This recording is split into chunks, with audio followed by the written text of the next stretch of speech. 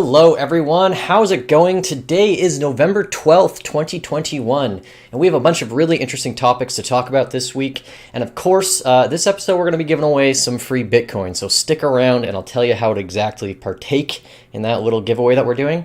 But yeah, this week we're going to be talking all about inflation and now how it's not just a thing that you guys in the markets know about, but your mom, your dad, your grandparents, your dog, everyone's talking about inflation. It's all over the place and everyone has a different reason for it. And we're going to dive into it, but we're also going to talk about how we got here in the first place and how inflation has really rippled and gone from this just market phenomena to something that has just gone into everything. We're talking food, gas, it's everywhere.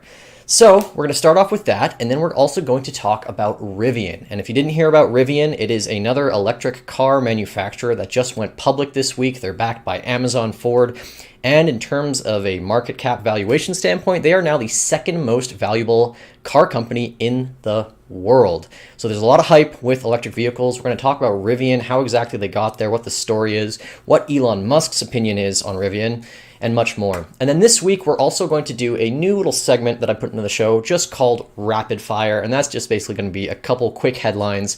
We don't have to deep dive into all the stories, just quick headlines so you're caught up on some little tidbits and interesting things that I found this week that you might also find interesting. And then lastly, we're going to talk about Bitcoin and politicians, because this week there were a whole bunch of really interesting stories regarding politicians getting involved with Bitcoin. Mayors accepting it as paychecks. We have candidates that are running in certain congressional districts looking to dethrone anti-Bitcoin candidates.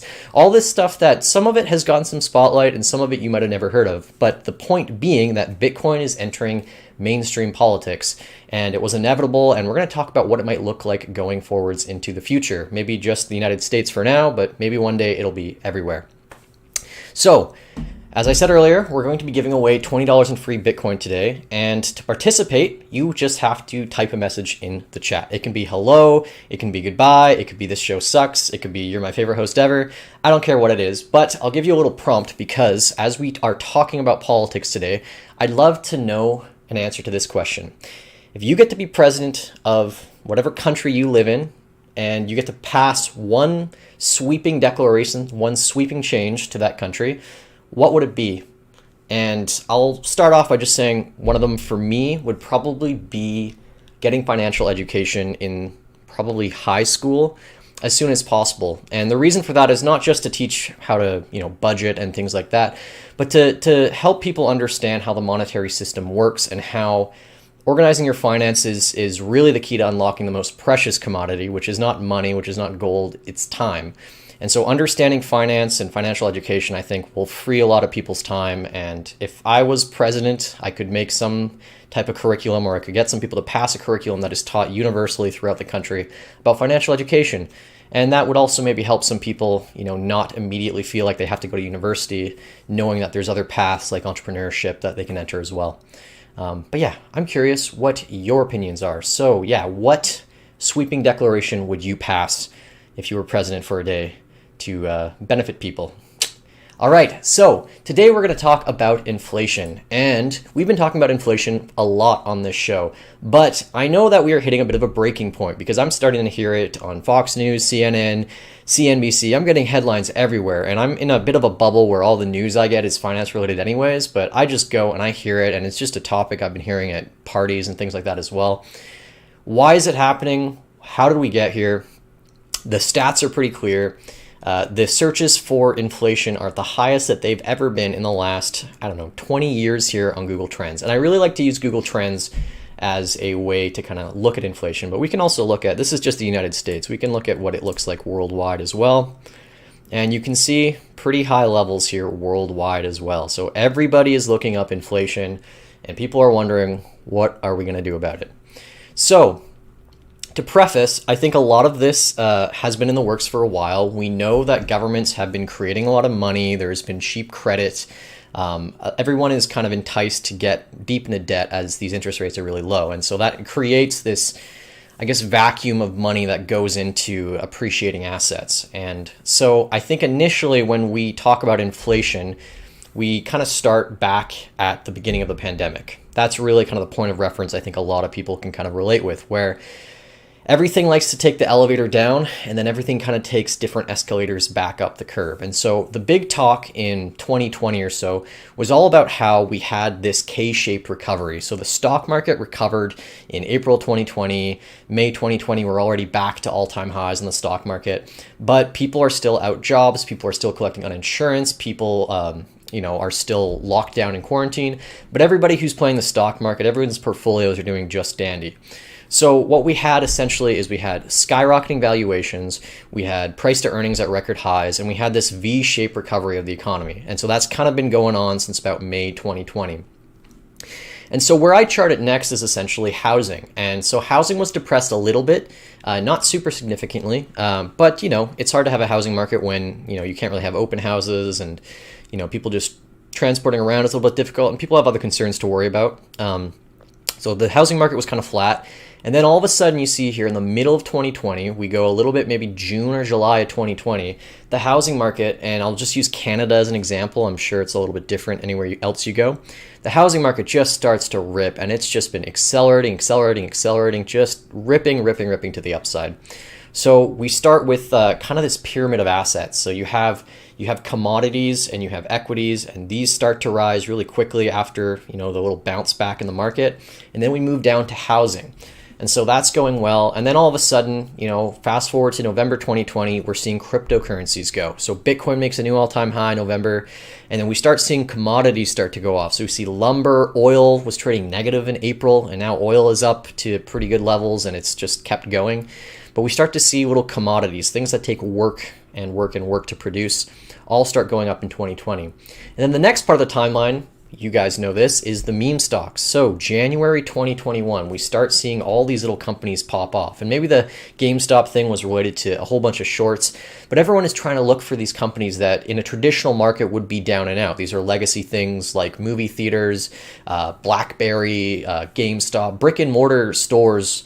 And the trend is look for companies with these high short floats and just bid them up like crazy. And so we saw all these different stocks pop off. We saw market makers and platforms like Robinhood ban people from buying these stocks because they probably couldn't handle all the inflows and things like that. And then in summer 2021, we start seeing wages rise, right? So we are working our way down kind of this, or maybe up, down this little pyramid, maybe call it a Ponzi scheme. But after all these meme stocks and things, we start seeing wages rise. And that's because people are having a really hard time employing skilled workers and even unskilled workers, because people don't want to help out in some of these kitchen jobs. People don't want to help out in some of these high labor, high intensity jobs that are paying minimum wage. And people have been used to getting a little bit of unemployment insurance as part of the last whole year of COVID. And so we're finding, and this is still pretty persistent, that people are, quitting their jobs en masse, and wages have to go up. And now, finally, we are seeing it actually reflect in the CPI. So we've been talking about inflation since, March 2020. Michael Saylor buys all his Bitcoin because he's worried about the real yields and all this stuff. And now we're finally seeing it across everything. So eggs, chuck roast, bacon, go down the list. Everything's going up by 29%, 6%. Every type of food that you can think of is appreciating. And now we have gotten to a point where the October CPI was 0.9%, which basically just means that every 30 days, you are losing about 1% of your purchasing power. And that's the number that they want you to see. Imagine what it would be like if you actually counted it in assets that you actually want.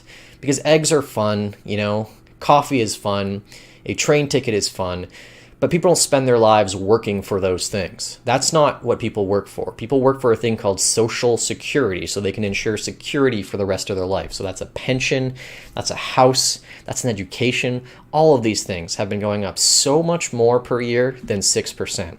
So I had a person the other day ask me, what do you mean that, the inflation rate's like 20%? Well, we don't really know what the inflation rate is for everything. People can speculate. You can add houses into the mix. You can add any other asset into the mix, but it's hard because it's different for everyone. But just taking the things that most people value most on earth, which is a home, which is a sense of security and a retirement, these things have been going up way faster than the CPI numbers. And now it's like they can't hide the lie anymore. And now we're just seeing it across everything. And so a lot of people are saying okay, well, forget all that. housing, Social Security stuff. Let's focus on this number, CPI.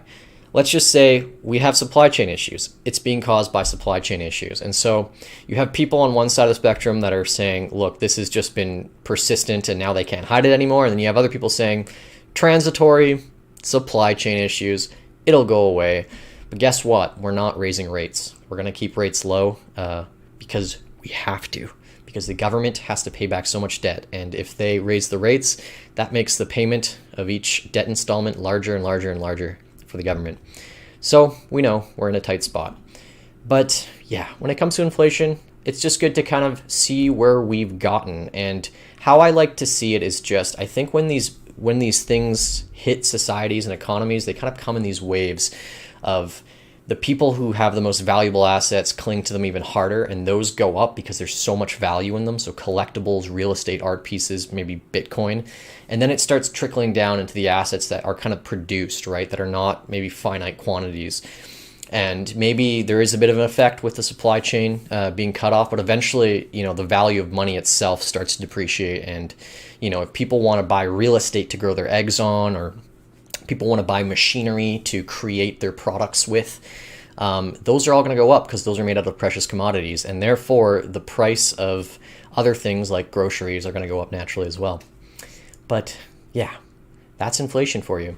And one of the interesting things too is this number here of 4.4 million workers quitting the workforce in September, which is huge. I heard this statistic now that about 16% of Americans own some sort of cryptocurrency, and I've heard this stat being floated around that, people might be quitting their jobs because they feel like they can make it in the markets and all that. I don't know how much truth there is to it, but yeah, a lot of people quitting their jobs. So 4.4 million people quitting their jobs, I think, is the equivalent of about 3% of everyone in the workforce in the US. So there's a really big shift going on. And I said this as well, is like, if you're not getting a 10% raise every year at your job, like you're getting shafted. Your purchasing power every year is going down, and you have no, if your wage and your salary is not being increased by the amount that housing is going up, then housing will just get further and further away from you. And there's groups that I'm a part of too, which are like, Vancouver housing collapse. And it's these people who actually look at the price of housing to see, did this house dip? Are there outliers where people have just like lowered the price of housing? And some of these people just keep looking for like, when's the black swan? When's the black swan? It's hard to predict, but the thing that is so easy to predict is that money will just keep losing its value. And you'll have little spikes where people want to grab cash because they're worried about everything. But in the long run, the trend is very clear. Stock market goes up, value of the dollar goes down. That's all you need to know. All right, bit of a depressing note, but let's talk about some rapid fire headlines here. So this is a little news segment we're going to do. I wish I could have a graphic popping up. Maybe one day when I get like a really crazy studio and producer, I'll have like a text thing show up with them as well. But for those who listen via audio, you can just hear me tell you these headlines, as I found some of the more interesting headlines this week. So the CEO of Coinbase has said that the market for NFTs could be as big or even bigger than the crypto trading business. And I would say if you look at OpenSea and some of these platforms that sell NFTs, they're very early. I think the whole NFT thing is still very early, but they're transacting billions of dollars. That was basically nothing as of last year. And I think we're just in the first inning, so I can buy that. The co-founder of MoviePass, if you remember MoviePass, they were giving people these $10 a month memberships where they could just watch unlimited movies in certain chains. And then they found that wasn't profitable, so they said, okay, you can only see movies that aren't on their opening weekends, and then they kept changing it. But anyways, the co-founder of MoviePass has apparently bought back the company out of bankruptcy from a trustee and is planning on relaunching it, which is pretty wacky. Then as of today, a Bitcoin spot ETF from Vanek was rejected by the SEC, who say that they have not demonstrated that the fund was designed to prevent fraudulent and manipulative acts and practices from happening. So we know that these spot ETFs on Bitcoin have been kind of rejected over and over because they, the SEC thinks that, the market for spot Bitcoin on Coinbase is, manipulatable and all this stuff, but they don't really give clear guidelines. They want some type of surveillance on the exchange. And all these exchanges have said, yeah, sure, tell us what you need and we'll set it up. And they're still denying these ETFs. So we'll see. We got the futures ETF. That's a win. A record 4.4 million workers quit their job in the US, so that's this headline here. About 3% in the labor force. And again, that is the highest number of people quitting in about 20 years. So big spike here, people quitting and looking for other work. Elon Musk conducted a Twitter poll asking if he should sell 10% of his Tesla shares. But, that got some controversy. But it had actually been planned months ahead of time because he faces a tax bill of about $11 billion. And I think every day he's been offloading about $1 billion worth. And his brother actually offloaded a bunch last Friday when the stock was about 20% higher. So good for him. Good to know timing on things. China's largest chip maker, Semiconductor Manufacturing International Corporation, announced that over a quarter of its entire board of directors resigned overnight on Thursday for no specific reason. So we already have a semiconductor shortage, but when we hear headlines like that, it makes everyone wet their pants a little bit. I think everyone's still waiting to get their PS5s. So hope everything is good in semiconductor land in the long run. And an ETF that delivers the inverse performance of Cathie Wood's ARK Innovation ETF, that's ARK-K, I believe, just launched this week under the ticker SARK. So now, if you don't believe in Cathie Wood, you don't have to short her stock anymore. You can just buy an inverse ETF. I wonder what the fees are like on something like that. Sometimes I find it so funny that the SEC is so against approving a spot Bitcoin ETF, but they let all these gag ETFs exist. Like they have ETFs with a name like YOLO and FOMO, and they let some ETFs exist which are almost like trolls. Like, did anyone really ask for an inverse Cathie Wood ETF? I don't think so. And I wonder if it's inversing shares of ARK-K or just like the exact same holdings as her ARK-K, and it's on the short side. At any rate, inverse ETFs are never really good in the long run. They're really only good for short-term moves, and I don't really know if ARK-K is that volatile, so it seems like a pretty useless ETF. But again, what does the SEC care? As long as that stuff is under the guise of regulation, they'll allow it. All right, so next we're going to talk a little bit about Rivian. So this article we'll get to a little bit later. But what is Rivian? So this is this new company that has popped up in the stock market this week. Ticker is RIVN. They are an electric car manufacturer. In fact, I'll pull up a video here just so you can see what these trucks look like, because they are pretty cool. Let's see, these guys are driving one here. So yeah, these are pretty badass. Yeah, they look pretty futuristic. They've got pickup capabilities. I don't know what their range is. I don't know what the specs are. You can look into that. But everyone is saying they are a Tesla killer because they are beating Tesla to market, apparently, with their electric vehicle. And it's important to know that two of the biggest investors in Rivian are Amazon and Ford. And there's a lot of money riding on this for sure, because everyone has been looking for the next Tesla killer. We've had NIO, but that's more China side, but now we have Rivian. And as of today, Rivian is the second most valuable car company on the public markets. It's got a valuation of about $120 billion, I think, as of this video. The stock's about $125 right now. Which is really interesting when you take into consideration what happened with Tesla when Tesla went public, I think 2012 or 2013.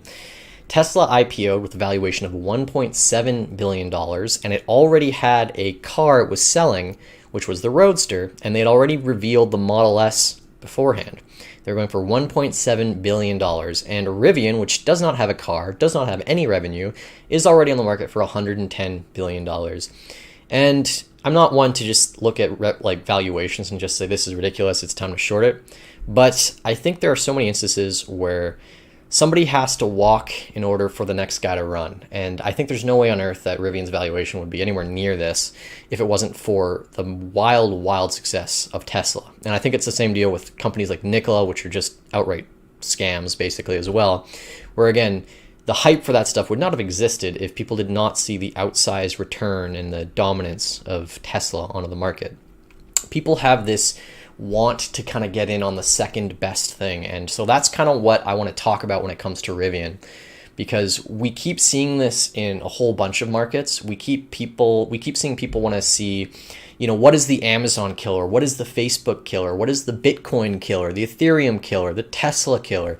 People keep looking for the second best thing. And I think a big part of it is because they've missed the first best thing. And they think, I got to capture lightning in a bottle twice. Now, granted, it's not always a bad idea to look for those things. Some of these companies can be extremely successful riding off the coattails of an emergent technology or an emergent company. I'll give you an example. Shiba Inu coin, that surpassed Doge in market cap. And Doge was the first doggy coin this year. And we had that happen all over again, which is kind of interesting.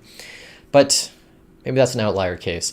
The point being that new foundational technologies or companies emerge, and everyone wants the next or the killer, thinking that they missed the boat on the first one. So, Elon Musk has some criticism for these people as well. Sorry, I didn't load this article up here. Whoop. Elon Musk says this is what it will take for Rivian to make it in the EV business. Musk was responding to an observation from a Twitter user who said when Tesla IPO'd, it was 1.7 billion. So no criticism of Rivian, but 24 hours into the IPO, market cap is 100 billion with zero revenue. Is it a sign of the times, Elon Musk? And Elon Musk said, there have been hundreds of automotive startups, both electric and combustion, but Tesla is the only American car maker to reach a high volume production and positive cash flow in the past 100 years, which is true. And to think about that as well, like Tesla, one of the reasons the stock has just ripped lately was because they signed this deal with Hertz, which is the car rental company. And the deal was, I think, for like 100,000 Teslas to add to their fleet for rentals. And you would think, okay, that's a pretty massive purchase order. Are they getting a discount? Nope, not one bit. And that's because the production capacity is like so tight on Teslas and the demand is so high that they don't need to give discounts to anyone on this. So the fact that we're going to look at a new company like Rivian and, you know, hope that they can live up to that $120 billion valuation when we know that even Tesla, who's just miles, years ahead of all these other EV companies, is still not able to kind of create outsized production of their own cars, it begs the question, like, will Rivian be able to meet the demand? And it's in my humble opinion that I think, when Rivian comes out with their truck, they're going to have a lot of demand for it, and they're not going to be able to live up to the expectations of it as well. So, we'll see where that goes. But yeah, I want to talk about also just this continued phenomena of like, we got to find the second best because we missed the first best. Like we missed Bitcoin. Is Ethereum the next big thing? Ethereum has worked out very well as a bet. I miss Ethereum. Is Solana the next big thing? I miss Solana. Is AVAX the next big thing? It's like everyone is always looking for the next opportunity because they fear that the one that has already risen to the top, the opportunity is gone from and there's no more. And I think a large part of these companies and these projects and these technologies that have become massive, and when I say massive, I mean trillions of dollars worth, they all share one thing in common, and that is that they have network effects. And network effects, we've talked about on the show before, basically just mean that the more people who are involved with, whether it be a business, a website, or a technology, the better that technology materially becomes for all of the users on the network. So I really think that Tesla has a very strong network effect, and I'm going to kind of go over that. But part of my thesis on this is that a lot of the times when these new groundbreaking technologies or companies come that are so dominant in what they do, a part of the reason that they do it is because they scale a wall of worry from people who give them very superficial looks and say, look, Tesla is just a car company. Amazon is just a online retailer. Bitcoin is just a currency that drug users and criminals can use, right? You have, every time these big technologies emerge, there's always this wall of worry of skeptics that come and say, look, these things are just blah, blah, blah, not that important, right? And people put their money where their mouth is. So you have these skeptics that go out and they short these things blindly. We know there have been so many people who have shorted Tesla over the years. We know that people have shorted Bitcoin over the years and Amazon, and all of these things climbed a wall of worry to make it to where they were. But beyond that, all of these businesses and technologies, they grew to astronomical heights because they employed network effects. So Tesla, for example, does not pay a dime for advertising. Tesla cars are smart cars. They are driven by AI, and they get better and better the more people that drive them due to that intercommunication between that network. So each car learns from one another and they get better. On top of that, I think owning a Tesla is being part of a network. I don't personally own a Tesla, but every time I've spoken to somebody who does, they love it. They hang out with their Tesla friends. They're part of a Tesla forum. There's Tesla meetups where everyone drives in together and, watches things like that. And, when Elon Musk has a conference, his audience is just a bunch of people who are driving in with their Teslas. Like, you don't see that with other car companies. There's a community of Tesla owners. It's special to own a Tesla. And so again, that to me is a network effect. I think Bitcoin also benefits from a network as well. It's increasingly more volatile as more technologies are built on top of it. You have things like Lightning now, which basically lets anyone send money remittance free all over the world, and it basically cannot be censored by any party. And so what that does is that takes the technology of Bitcoin and makes it much better than anything that we currently have. It makes it better than PayPal. It makes it better than Visa, MasterCard. And this is something that didn't exist, in the first 3 years of Bitcoin's life and exists now because people saw that technology and they elevated it to a new level. And then Amazon as well, where everyone thought bookstore company, it had its little blow off top in the year 2000 and where's it going from here? They're now a multifaceted company that basically hosts about a third of the internet. And as more people have joined onto Amazon and more people have Prime memberships, your Prime membership got better. It doesn't just get you free shipping now. It gets you music, it gets you books, it gets you access to original TV programming. So Amazon itself has grown as a network. The more people that have joined it, the better the product has become for everyone else. So people, they look for these things and they call them like the Tesla 2.0, the Bitcoin 2.0, the Amazon 2.0.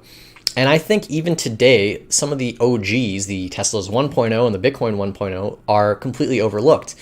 And I'll give you an example of this. One of the reasons that I think this is that the White House hosted a electric vehicle event earlier, I think this year. And they invited a whole bunch of electric vehicle manufacturers, a whole bunch of people to the lawn of the White House. And guess who wasn't invited? Tesla. Of all companies, Tesla wasn't invited to the EV event. And so, they gave a couple reasons, one of them being that, and when they have these White House conferences, they never give like straight answers to things. They always give veiled answers, and then you get some response like, we'll let you draw your own conclusion. But basically, she was asked, the Secretary of the White House, or Secretary of the Press, she was asked, why wasn't Tesla invited? And she said this: "We, of course, welcome the efforts of all automakers who recognize the potential of an electric vehicle future and support efforts that will help reach the president's goal. And certainly Tesla is one of those companies. Today, it's the three largest employers of the United Auto Workers and the UAW president who will stand with President Biden as he announces his ambitious new target. But I would not expect this to be the last time that we talk about clean cars, the move towards electric vehicles, and we look forward to having a range of partners in this effort." And a follow-up question: so it's not because Tesla's a non-union shop?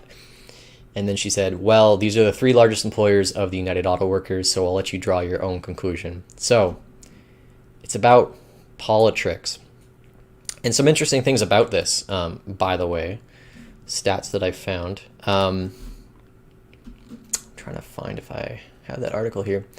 Basically, what I had found research-wise is that the most energized employers, so the employers who felt that they were working for a greater purpose, the most, what's the phrase I'm looking for?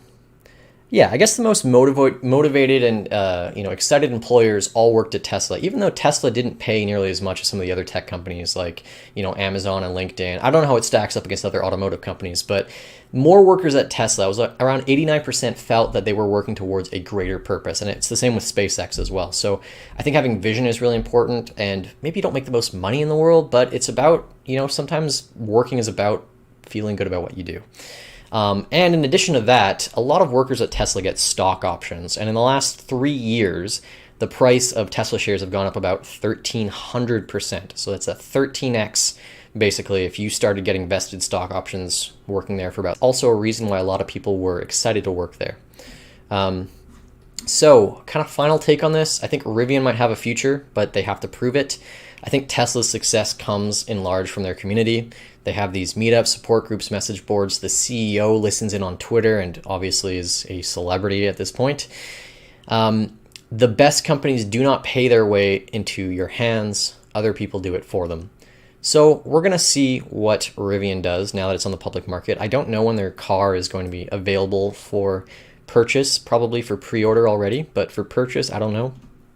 But I think if we want Rivian to be a successful company, they're going to have to at least emulate a little bit of Tesla's success in the network effect department. That is all. All right, lastly, we're going to talk about Bitcoin politicians. So this week was interesting for this if you were on Twitter or if you just followed this news, because Eric Adams, who is the incoming mayor of New York, just announced that he was going to take 3 of his paychecks, his first paychecks, in Bitcoin. And he also came out with a few comments saying, we need to teach this technology in every school. And who knows? Politicians say a lot of things because they want clout, or whatever the kids call it these days. The mayor of Miami is also doing the same thing. The mayor of Miami is taking his paychecks in Bitcoin. And in fact, he launched this application on another network called Stacks, called Miami Coin, where people invested in the city of Miami somehow. I don't know how this works, but he converted some of that investment into Bitcoin and just started giving Bitcoin dividends to anyone who downloaded this app. So a lot of politicians are now seeing the popularity of Bitcoin across the spectrum, and they're trying to leverage it, most likely for their own political gain. And this isn't new. We know politicians love to do that. We know when Hillary Clinton said Pokemon Go to the polls. We all remember that. But there's some other interesting developments around this, and I want to kind of chime in with my opinion on it personally. One of the things that is actually emerging right now is it's not just people talking about Bitcoin for their own political gain. It's politicians running on a pro-Bitcoin platform to dethrone anti-Bitcoin or anti-cryptocurrency politicians. And so Erica Rhodes is running for the California Congressional District 30, which is Brad Sherman's current position. If you don't know who Brad Sherman is, he is an extremely anti-Bitcoin politician. He has said things like, Congressman Brad Sherman urged his colleagues to nip this in the bud and introduce a bill to outlaw all types of cryptocurrency during remarks at a House Financial Services Committee meeting yesterday. And he has done this over and over. This is from 2019, but cryptocurrency is now a $3 trillion industry. So yeah, let's just squash it. Let's just nip it in the bud. An awful lot of our international power comes from the fact that the US dollar is the standard unit of international finance and transactions. No shit. Clearing through the New York Fed is critical for major oil and other transactions. Sherman used the example of Palestinian fundamentalist group Hamas asking for Bitcoin donations as a result of U.S. sanctions. Congress also challenged Iran's attempt to develop its own cryptocurrency to circumvent sanctions back in December. So there are people who rightfully acknowledge that the U.S. dollar is a way of censoring people and forcing people to do bidding through violence. That's basically it. And we know that the intent of Bitcoin, and I went over this last show, is to kind of disincentivize violence, because what type of physical property rights, do we have to defend when we move into more of a digital world, right? And yeah, but essentially I see it like this. I think that you're going to see a lot more people challenge incumbents, and this is one of the themes I think going into the 2022 midterms is you have a lot of incumbents being challenged in primaries right now. I don't know when the dates of all these things are, but you have Democrats challenging Democrats, Republicans challenging Republicans to be the one that runs up in their district, and you're getting people who are very young. This Erica Rhodes, she's an elementary school science teacher. I think she's got to be like 30 something, and she's running against this guy who has basically held down this seat forever. We know the power of this. Like Alexandria Ocasio-Cortez, whether you like her or not, was basically a waitress with a political science degree, and she is now like the most popular congresswoman, I would say, in the United States. Like her name, I think, is maybe second to Nancy Pelosi in the United States.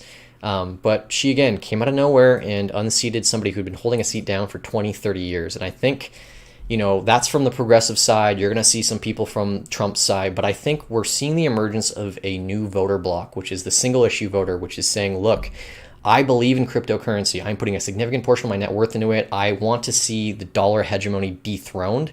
And if you're a politician who backs that, and you genuinely back that, and you got to prove yourself in the Bitcoin community, they're the harshest people out there.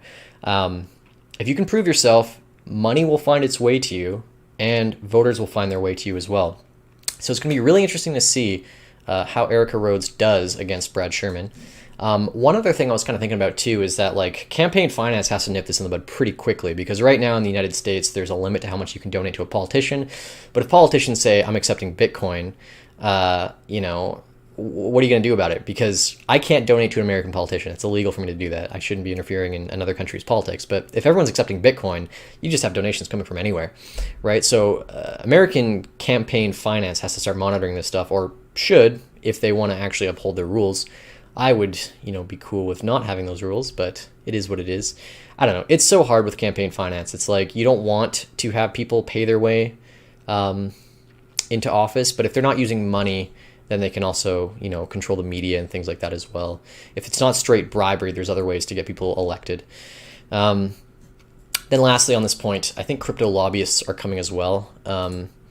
This is an article I kind of found here, is that as they were introducing that infrastructure bill, one of the provisions was to kind of start making anybody who was like a minor even have to keep track of individual transactions and tax them, which is basically impossible, would have killed the entire industry.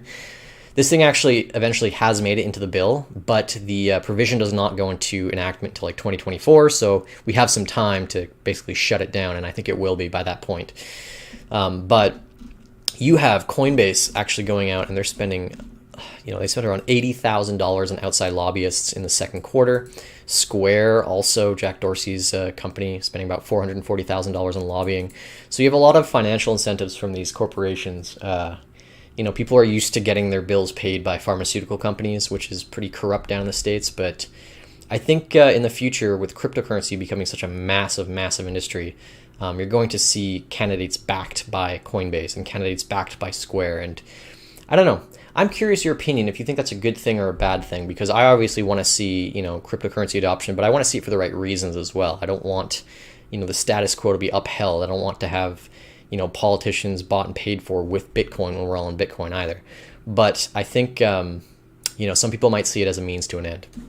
But yeah, that's the show, everyone. Thanks so much for viewing. We're going to go over everyone's comments here, and then we are going to pick a winner. So, TCG Crew is here. Potto Sniper's here. Jeff, nice to see you. A message in the chat. JCB Music. Free Bitcoin would go to DK Chicken. Hey, if you live in Vancouver and you want really good Korean fried chicken, check out this place called DK Chicken. There's one on Commercial Drive, but actually there's another fried chicken joint at the end of Commercial Drive as well called Download Chicken, and they're both just like amazing. I can only have those like once in a blue moon because it's like so filling, but if you ever like Korean fried chicken, you got to check out those places. Every bill only contain one proposal. President me. Yeah, I agree. I think it's ridiculous that like they pass these massive omnibus bills that no one is actually able to read before they go into law. They're just behemoths. And then you find out like, you know, 30 million towards the preservation of like ant semen or something crazy. Like it's like legit. You can go through these bills and find just crazy amounts of funding going towards really pointless ventures, it seems. If I was president, I would incorporate an education curriculum on mental health and anxiety, specifically handling the highs and lows of life, news, narratives, etc. Yeah, I think that's really important. It's so interesting, like in public school, they focus on certain things, and then they have kind of like tertiary guests in education. Like if you were in public school, you know that they'll have guests and everyone goes to the gymnasium for a speech from someone.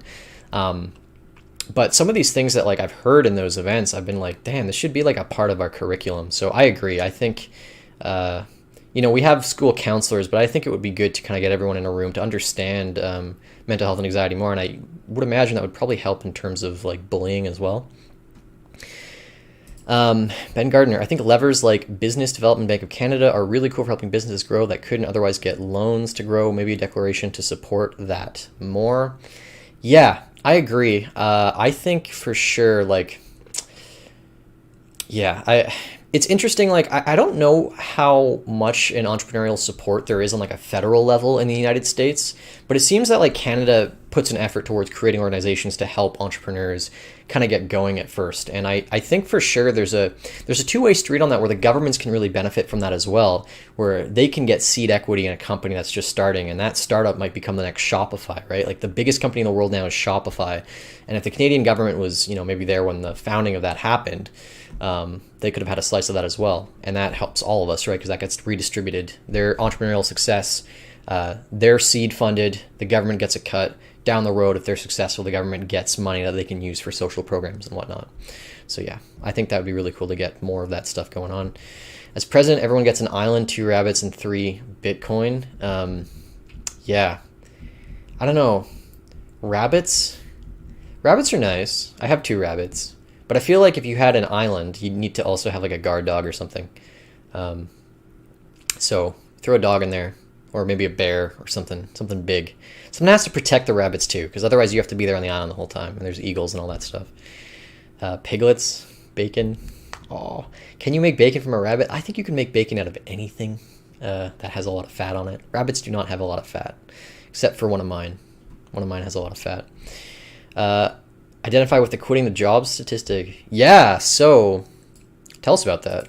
I know everyone's changing jobs.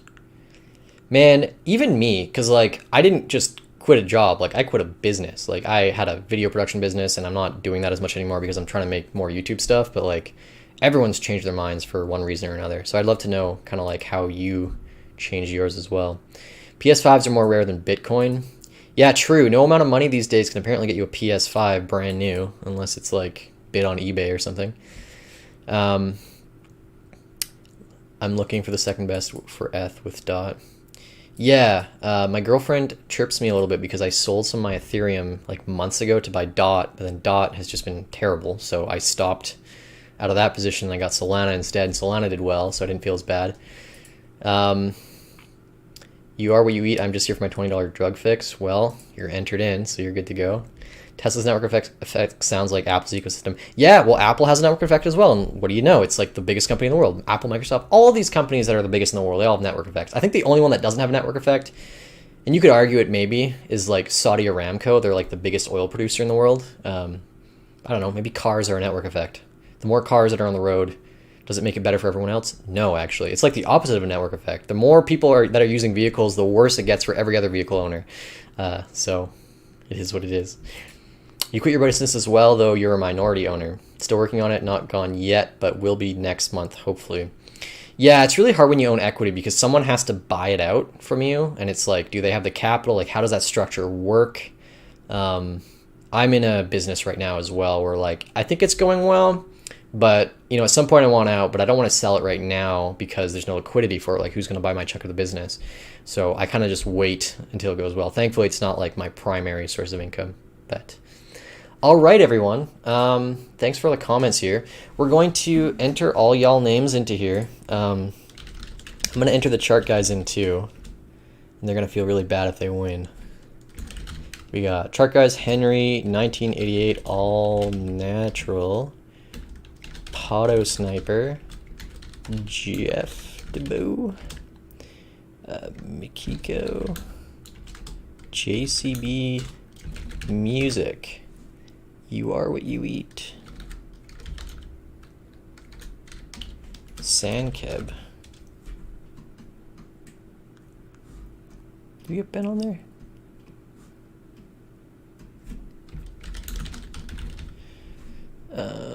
Jason C.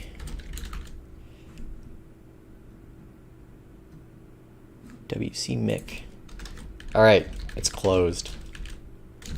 I think that's everyone. I hope I didn't miss anyone. Let's double check here real quick.